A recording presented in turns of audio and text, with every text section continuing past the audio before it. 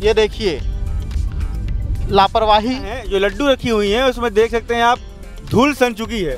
तो असली स्विट्जरलैंड ये देख सकते हैं। एक समय हमने रिपोर्टिंग की थी, गड्ढों को गिना था। सड़कों में जितने गड्ढे हैं उतना मैं आपसे प्रेम करता हूँ। ये देखिए भाई साहब, ये सामने में है और फोन में बात कर रहे हैं। इस ट्रक की आरसी कैंसिल कैसे नहीं हुई आज तक? ये ट्रक का डाला हिल रहा है। जलती धधकती भरभराती खड़खड़ाती इन सड़कों और उसके साथ साथ इंसानी जिंदगियों को दफन करती हुई इन सड़कों की कहानी, और लगातार हम इस खबर को दिखाते आ रहे हैं और आगे भी दिखाते आएंगे। आज हम कोशिश करेंगे कि भिलाई से जो सड़क रायपुर की ओर जाती है उन सड़कों की पूरी जो दुर्दशा है उसको आप तक पहुंचाएं। सीमांत, क्या बोलना चाहोगे?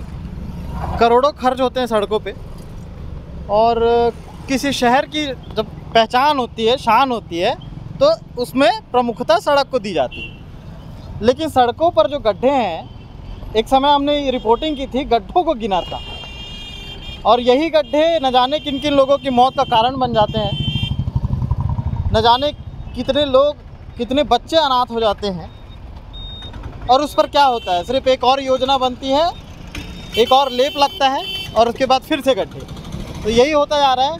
एक ब्लॉग हम आज बनाने वाले हैं। इस ब्लॉग के तहत हम आपको सड़कों की हर उस बारीकियों से रूबरू कराएंगे। ये गड्ढा है और सत्यम इस ब्लॉग के बारे में शुरुआत बताएंगे करें? किस तरह। तो केपी न्यूज़ की जो टीम है वो रायपुर की ओर निकल रही है। तो हमने सोचा कि जब रायपुर की ओर हम निकल ही रहे हैं तो गड्ढों का जो सौंदर्य शास्त्र है उसे आपको समझाएं। तो आगे बढ़ते हैं। और पहले के ज़माने में जो प्रेमी है, प्रेमिका से कहा करता था, जब प्रेमी पूछती थी मुझसे कितना प्यार करते हो, तो कहा करता था कि भैया जितने आसमान में तारे हैं उतना आपसे प्यार करते हैं। मगर अब ज़माना बदल चुका है। प्रेमी कहता है प्रेमी से, सड़कों में जितने गड्ढे हैं उतना मैं आपसे प्रेम करता हूँ। तो आगे बढ़ें। आगे बढ़ते हैं।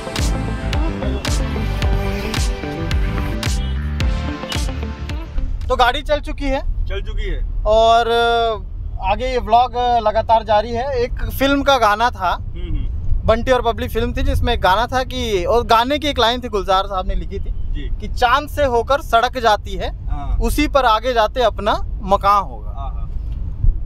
चांद से होकर तो ये सड़क नहीं जा रही है, भिलाई और तमाम क्षेत्रों को चीरती हुई बीच से सड़क जा रही है। आगे मकान क्या होगा समझ नहीं आता।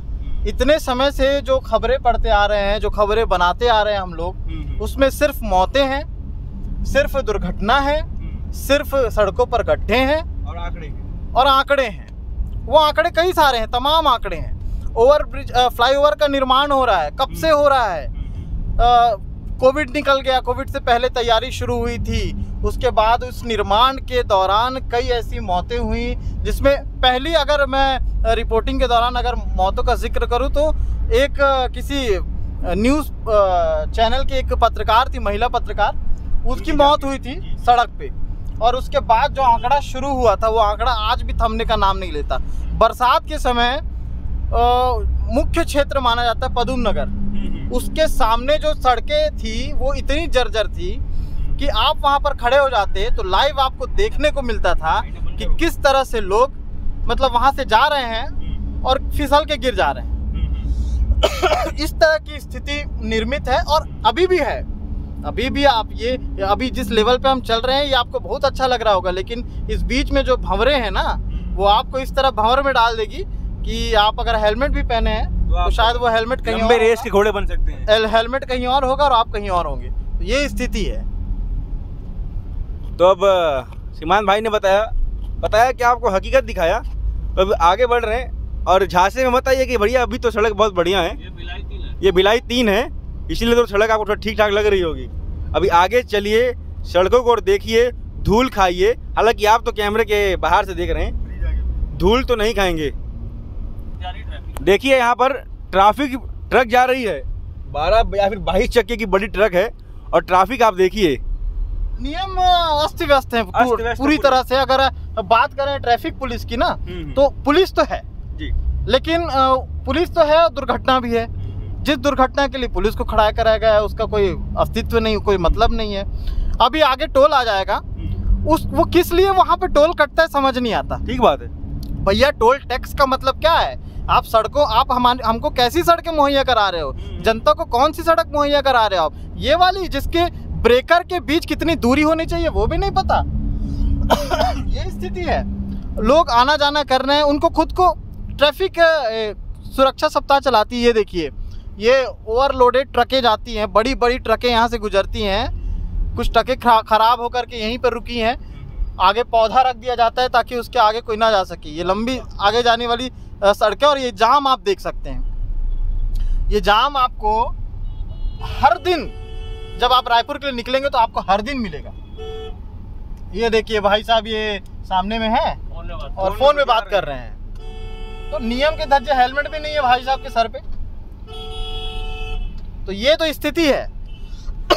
हमेशा सिर्फ योजना बनाने वालों को ही आप तोहमत नहीं डाल सकते, उन लोगों पर भी निर्भर करता है जो सड़कों पर उतरते हैं और बिना हेलमेट लगाए, बिना चीज़ों को हर बार दुर्ग पुलिस की तरफ से या तमाम पुलिस जहाँ देखा गया है सड़क सुरक्षा सप्ताह होता है। उस सड़क सुरक्षा सप्ताह का क्या मतलब होता है समझ नहीं आता। कितने लोग आते हैं, इतनी समझाइश दी जाती है, उसके बाद भी जस का तस वही हिस्सा आपको देखने को मिलता है। ये देखिए जाम लगा हुआ है। सबसे बेस्ट हाईवे शायद यही है, क्योंकि लोग भिलाई से जो तमाम लोग हैं वो काम करते हैं, रायपुर की ओर राजधानी पहुंचते हैं, राजधानी की ओर जाते हैं, काम धाम करते हैं, और माँ ख्याल करती है कि मेरा बेटा बाइक चला करके रायपुर जा रहा है। सड़कें इतनी ख़राब हैं, सड़कें इतने जर्जर हैं, तो कहीं ना कहीं माँ का जो है दिल लगा होता है कि मेरा बेटा कहीं सही से आएगा नहीं आएगा। ये देखिए, ये ट्रक के पीछे देख रहे हैं रॉड निकला हुआ है। कि घंटी बजाते हुए ट्रक जो है आगे चल रही है, आगे ट्रक चल रही है, पीछे बस चल रही है, उसके पीछे कई बाइक हैं, जाम लगा हुआ है। ये स्थिति है सड़क की। ये वो भिलाई है जिसका नाम पूरे स्टेट में, पूरे अदर जो शहर हैं वहाँ पर भी इसका नाम लिया जाता है। वहाँ की स्थिति है। हम ये नहीं बोल रहे हैं कि बहुत ख़राब है, लेकिन अब चीज़ों को जो हकीकत आप देखेंगे, 26 किलोमीटर यहाँ से रायपुर है और अभी स्थिति ऐसी है, रायपुर डेली जो आना जाना करते हैं वो हर रोज़ सर पे कफन बांध करके निकलते हैं, हेलमेट पहन के नहीं। और ये देखिए रॉड निकला हुआ है। उस रॉड में जो है लाल कलर की जो एक रस्सी बांधी गई है, वो जो है संदेश दे रहा है कि खतरे की घंटी बजाई गई है। खतरे की, सिर्फ रिबन बांध दिया जाता है, खतरा लिख दिया जाता है, लेकिन कभी उससे बचाने के लिए कोई ऐसा उपाय नहीं किया जाता कि उसे लिखना ना पड़े, लोग खुद समझ जाए। हालांकि नियम की माने तो ट्रैफिक पुलिस कहती है कि 2 इंच से आगे अगर कोई किसी भी गाड़ी से जो नुकीली चीज़ नहीं निकली होनी चाहिए, नहीं होनी चाहिए, लेकिन यहाँ पे तो 2 इंच क्या बोले। ये देखिए, ये बीच चौराहे पे जाम लगा हुआ है, लंबा जाम है, ट्रकें भी हैं, छोटी गाड़ियाँ भी हैं, 4 पहिया 2 पहिया सब है। जाम को क्लियर कराने के लिए मेरे ख्याल से मुश्किल से 1 या 2 पुलिसकर्मी होंगे यहाँ पे ट्रैफिक के। और ये स्थिति, ये देखिए चारों तरफ से, बीच में रिक्शा लेके कोई घुस गया है, कोई मतलब नियम नहीं है। एक भी ट्रैफिक कर्मी नजर नहीं आ रहा है। देखिए सिग्नल तोड़ करके बाइक आगे चलाई जा रही है। अपनी नियम बना करके लोग निकल रहे हैं यहाँ पे। नियम को ताक पे रख के उनकी बातों को समझाने वाले हाथ पे हाथ धरे बैठे हुए हैं। ये अब देख रहे हैं सड़क के बीच में तस्वीरें और थोड़ा सा अगर क्लियर करेंगे तो ऐसा लग रहा है कि सड़क एक है। सड़क आपको एक लगेगा, लेकिन उस सड़क के 2 भाग हुए हैं। उस सड़क के आप 2 भाग अपने आप जब देखेंगे, बाइक से निकलेंगे ना, तो जब सड़क पे आपके चक्के स्लिप करेंगे गाड़ी के, तो आपको खुद समझ में आएगा। और शशि भैया एक चीज़ है, ब्रेकर को लेकर के भी तो नियम होते होंगे ना, जो इंजीनियर रोड बनाते हैं, तो ब्रेकरों को लेकर के आजकल गलियों में देखा जाए ऐसे सड़कों पर अपने हिसाब से लोग ब्रेकर बना देते हैं। उसका क्या है, तो कुछ बताएंगे ज़रा। देखिए क्या है, जो 4 लेन या 6 लेन का एक फॉर्मेट होता है, उसमें थोड़ा सा ब्रेकर का जो वो रहता है वो थोड़ा सा नियम में नहीं रहता है कि ब्रेकर हर जगह पे दिए जाए, लेकिन और मिडिल कट कर भी नहीं रहता है। लेकिन ये जो 4 लेन फिर अभी बाद में 6 लेन बनाने की जो प्लानिंग प्लॉटिंग की गई थी और उसके हिसाब से एक इंफ्रास्ट्रक्चर डेवलप करके देने की बात हुई थी, उस हिसाब से ये कहीं उस फॉर्मेट को क्लियर नहीं करता है। अगर आप बोलोगे तो यहाँ अभी 4 लेन बनी है, लेकिन पहले से ही लोग 6 लेन में चलना शुरू हो गए थे।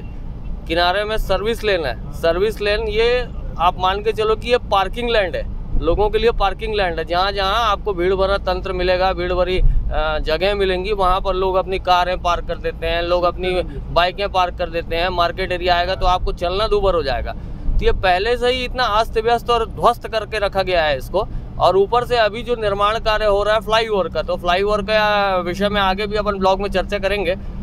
फ्लाईओवर जो निर्माण हो रहा है उसके वजह से जो अनियमितताएं हो रही हैं और उसके वजह से यातायात जो अव्यवस्थित हो रहा है, उसके कारण चरमरा से गए हैं लोग और पूरी तरह से चरमराई और ध्वस्त व्यवस्था है। लोगों को हेलमेट लगा के भी चैन नहीं पड़ता, उनके हेलमेट के अंदर भी कई ग्राम धूल तो घुसी जाती होगी, इतनी ज़्यादा धूल रहती है इन सड़कों में।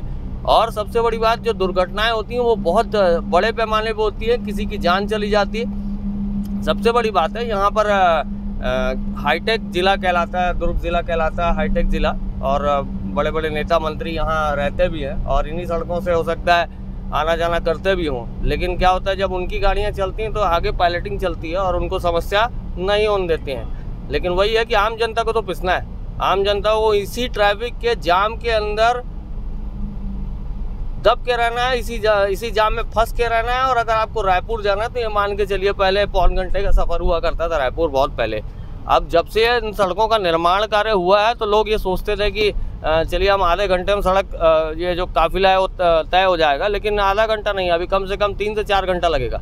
ऊपर से ऑफिस टाइम रहता है, जैसे सुबह आप दुर्ग से रायपुर की ओर जा रहे हैं तो अगर आप 9, साढ़े 9, 10 बजे के आसपास निकलेंगे तो जो ऑफिस टाइम 11 बजे का रहता है उसमें तो इतना पैनिक रहता है यातायात का कि उसमें लोगों को चलना दूभर रहता है। वैसी वापसी में रायपुर से जब वापसी होती है तो 4:30, 5 बजे के बाद से 5:30, 6 बजे तक, उसके बाद में इतना पैनिक रहता है। टाटीबंद चौक से लेकर पूरी ध्वस्त व्यवस्था रहती है, कोई भी कहीं से घुसता है। सबसे बड़ी बात, इन सड़कों में ये शहर को बीच से चीरती हुई जाती हैं।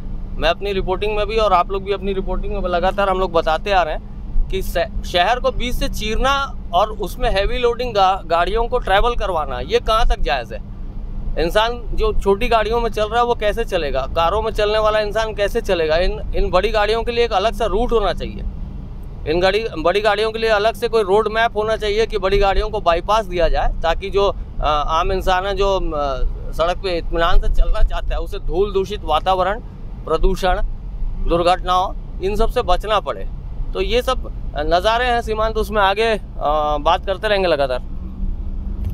ये जैसा कि जिस तरह बताया शशि भैया ने कि लगातार उन्होंने अपनी रिपोर्टिंग में वो तस्वीरें दिखाई हैं जो ज़मीनी हकीकत से उस चीज़ को जोड़ती हैं। और हम अपने शहर को लेकर के कोई ऐसी चीज़ें नहीं बोलते, लेकिन हाल ही में हम अपने स्तर पर कहीं घूमने जाते हैं, वहाँ की ट्रैफिक व्यवस्था देखते हैं, वहाँ के नियम कायदे कानून देखते हैं, तो हमको लगता है कि कहीं ना कहीं हम जहाँ से आ रहे हैं वहाँ पर भी इस तरह के स्ट्रिक्ट नियम होने चाहिए। हाल ही में मैं जयपुर गया था, जयपुर में मैंने देखा कि अमूमन लोग हेलमेट लगा करके घूमते हैं, इवन जो पीछे बैठता है वो भी। लेकिन यहाँ पे 3 सीट है, हो सकता है तीनों ने हेलमेट ना लगाया हो। ऐसा भी होता है कि सिर्फ एक ने हेलमेट लगाया, बाकी के हेलमेट लगाना यातायात नियमों का पालन करने का वजह नहीं है। यहाँ हेलमेट लगाना जनता की एक मजबूरी है, क्योंकि धूल दूषित वातावरण इतना रहता है। या तो आप वो बांधेंगे, साफा बांधेंगे, या फिर आपको हेलमेट लगा के चलना पड़ेगा, वरना आप रायपुर पहुंचते तक तो आपका हुलिया और नक्शा खसरा बदल जाएगा। धूल वाकई में धूल की स्थिति बहुत खराब है। कोविड में मास्क आया, लेकिन उससे पहले भिलाई और रायपुर की जनता मास्क पहनती थी, और वो इसलिए कि धूल से बच सके। मुंह पे कपड़ा बांध करके वो लोग निकलते थे, वो इसलिए कि इस धूल से बच सके। इस धूल से बचने के लिए तमाम वो उपकरण ईजाद किए जाते हैं, सड़कों पर उतरते हैं, और दुर्घटनाएं ऐसी हो जाती हैं कि इसी धूल में मिल जाना पड़ता है। ये बेहद दर्दनाक स्थिति होती है। कोई भी घर का कोई भी आदमी जब निकलता है तो वाकई में उसके घर में लोग चिंतित रहते हैं कि भाई रायपुर अप डाउन करने वाला शख्स का किस स्थिति में जा रहा है।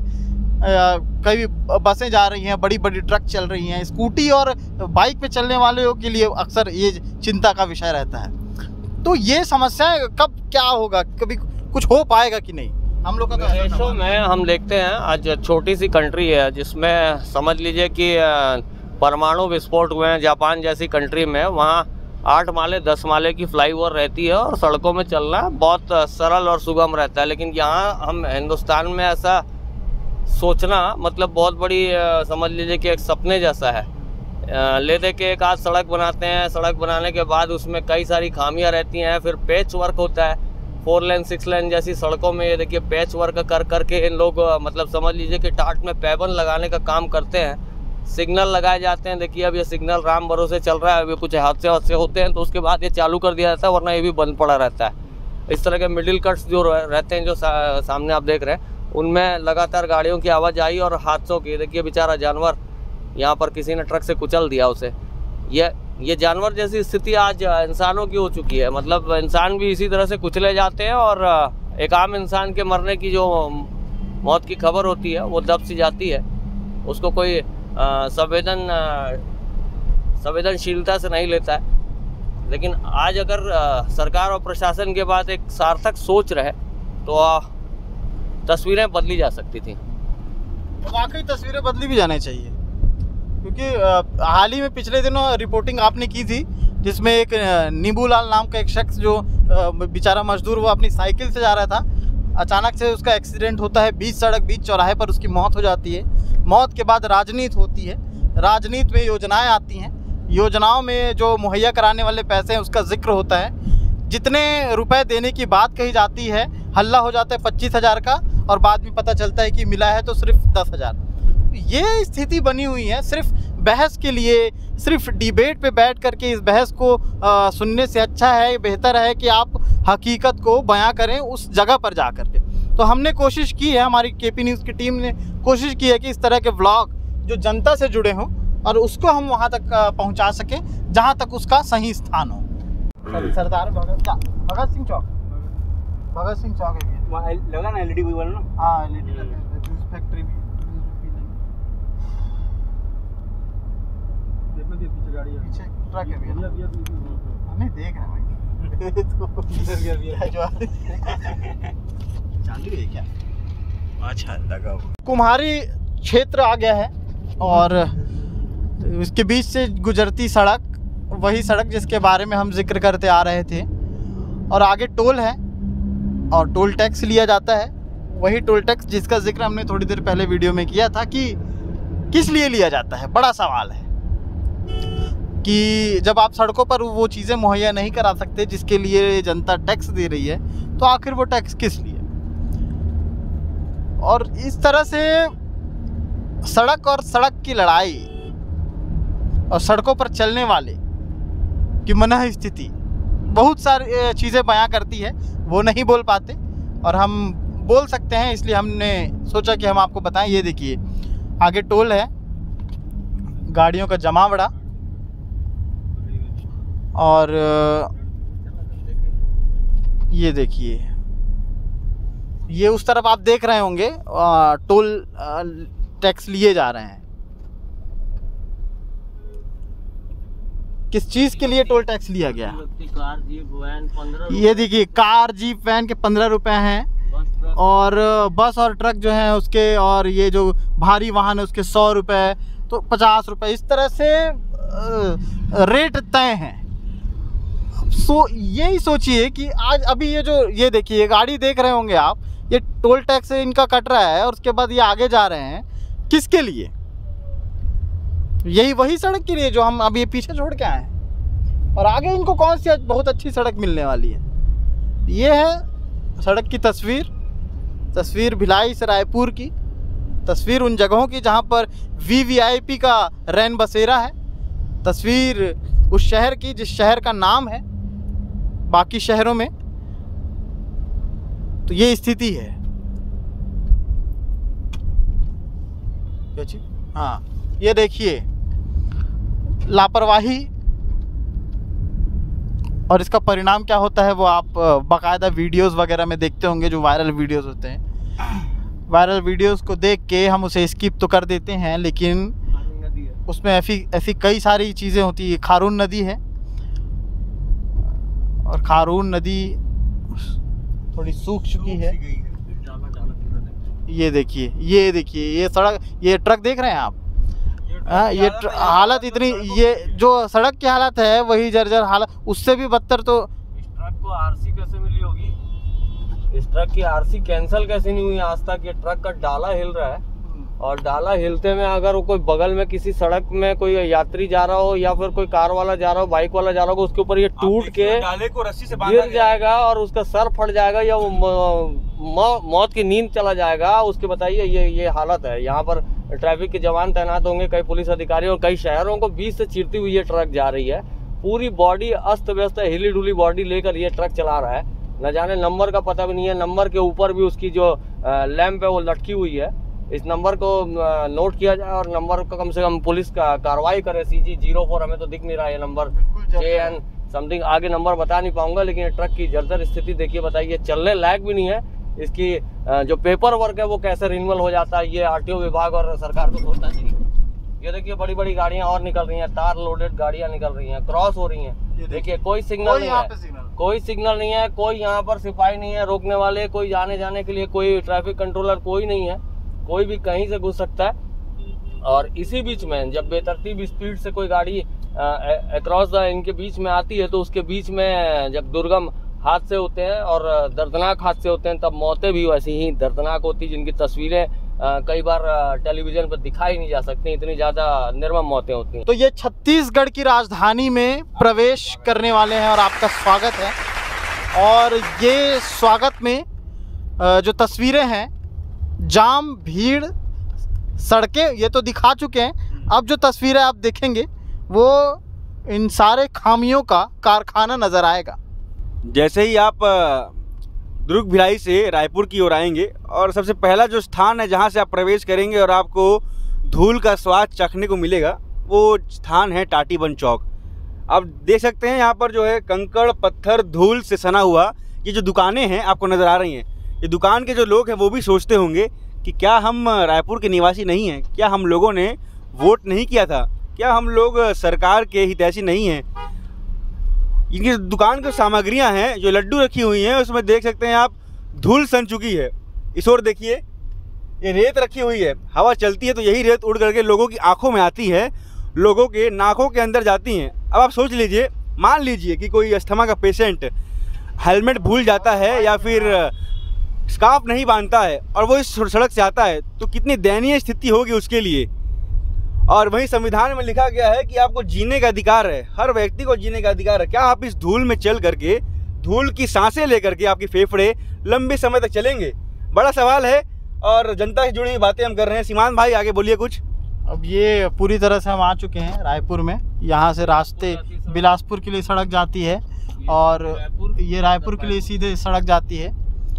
तो ये बीच कैपिटल राजधानी की ये तस्वीर है। बदल नहीं पाया, आज तक बदल नहीं पाया। यहाँ पर प्लेन लगाया गया था। हाँ, यहाँ पर काफी सारी चीजें थी, यहाँ प्लेन लगे थे, दुनियादारी थी। क्या हुआ इनका? यहाँ पर ये जब से छत्तीसगढ़ बना तब से इसकी स्थिति कभी, इस चौक की कभी नहीं बदल पाई। आपने कॉर्पोरेट लेवल पे रायपुर राजधानी के बहुत सारे विजुअल्स देखे होंगे जिसमें हरियाली दिखती है, जिसमें बहुत से ऐसे नज़ारे दिखते हैं कि हम स्विट्जरलैंड में घूम रहे हैं। तो असली स्विट्जरलैंड ये देख सकते हैं, ये स्विट्जरलैंड जो है, इंडिया का स्विट्जरलैंड बोलना चाहिए छत्तीसगढ़ का, ये इस तरह से। हालांकि इंफ्रास्ट्रक्चर डेवलपमेंट में थोड़ी बहुत खामियां होती हैं, लेकिन ये परिस्थिति जब से छत्तीसगढ़ राज्य बना है तब से इस चौक की दुर्दांत हालत है। मतलब कोई कहीं से आता है, बिलासपुर नेशनल हाईवे जुड़ता है, यहाँ से बाईपास निकलता है, यहाँ से आप रायपुर शहर के और अंदर जा सकते हैं। और अब ये फ्लाईओवर निर्माण, इसके बारे में तो बात ही करना बहुत तकलीफ शुदा काम है। ये भिलाई से लेकर रायपुर तक यही स्थिति है। और पूरी तरह से जब ये सड़क बनी थी तब भी इसी खस्ता हाली में चल रही थी। और ये फ्लाईओवर बनाकर तो देखिए आगे जाम की स्थिति देखिए, क्या हालत बना के रखी हुई है। अभी तो हम ठीक ठाक टाइम में थोड़ा निकले हैं, लोग अपने अपने ऑफिस और दफ्तरों में हैं, लेकिन जब ये दफ्तर छूटेंगे और जब लोग इधर से उधर ट्रैवल करेंगे, जब दुर्ग से दफ्तर छूटेंगे जो रायपुर आने वाले हैं और रायपुर से दफ्तर छूटेंगे जो दुर्ग जाना है, उस समय जो टाइम रहता है उस टाइम में आप यहाँ से गुजर नहीं सकते। यहाँ खड़े खड़े आप जाम में, आपकी आंखों से आंसू निकल आएंगे। देखिए बगल से हमें ठोकने की कोशिश कर रहा है। तो इस तरह से ये हालत है। ये सफर करना पब्लिक की मजबूरी है, उस पब्लिक की जो टैक्स देती है, उस पब्लिक की जो नेताओं से आस लगा के बैठती है कि हमको कुछ अच्छी सुविधाएं मिल जाएंगी, चलने के लिए कम से कम हमारी और कोई सुरक्षा हो जाएगी। आपने डाले वाली ट्रक देखी है जो किस तरह से चलाई जा रही है, वैसी कई ट्रक है। अभी हमारे वीडियो में कई चीज़ें रिकॉर्ड नहीं हो पाई, लेकिन हम कोशिश करेंगे कि आगे भी कई ऐसी स्थितियां कहीं कुछ मिलती हैं तो वो आपको दिखाते रहें। तो ये तस्वीर हम दिखा रहे थे रायपुर। हम तो पहुंच गए सकुशल, लेकिन पीछे जो आ रहे होंगे हम आशा करते हैं कि वो भी सकुशल ही आए। भगवान उनकी ज़िंदगी भी सलामत रखे भगवान। दो पहिया वाहन में आ रहे हैं, उनके ऊपर भगवान का अतिरिक्त आशीर्वाद होना चाहिए। हेलमेट ना पहने हो तो और ज़्यादा। ना पहनने तो फिर अतिरिक्त और होना चाहिए। तो आगे और भी आपको इन्हीं ज़मीनी हकीकतों से रूबरू करवाते रहेंगे। देखते रहिए केपी न्यूज़। धन्यवाद।